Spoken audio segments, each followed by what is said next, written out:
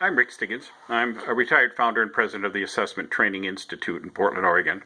For the past 2 decades, we've provided professional development for teachers and school leaders across the country and around the world.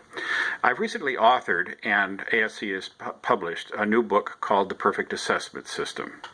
And what this book represents is the culmination of 40 years of my frustration with the development of assessment systems at all levels in American education. We have fallen victim to assessment systems that fail to balance our assessment purposes, where accountability dominates and teaching and learning is left in the dust, where the content coverage of the tests are a mile wide and an inch deep with no instructional value whatsoever.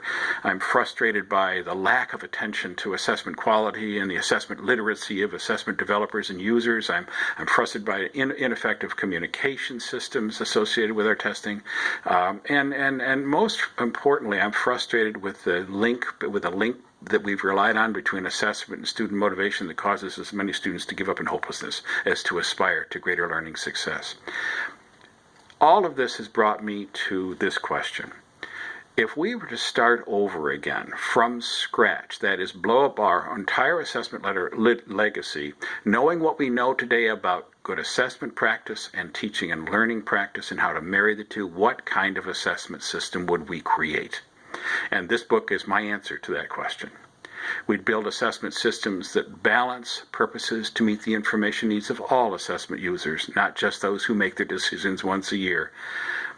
We build assessment systems that pay careful attention to very specific learning targets, not broad domain samples of targets, but specific achievement standards. We build assessment systems in which we can depend on every assessment to be of high quality.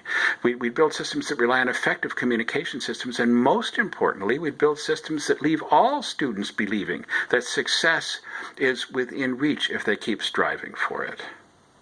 This is the vision of excellence in assessment that I think we must aspire to as we look to the future. And so for me, this book is essential reading for literally anybody who at the federal, state, or local level who's in a position of educational leadership and influence, including district administrators, building administrators, State Department administrators, teachers in the classroom on a day-to-day basis.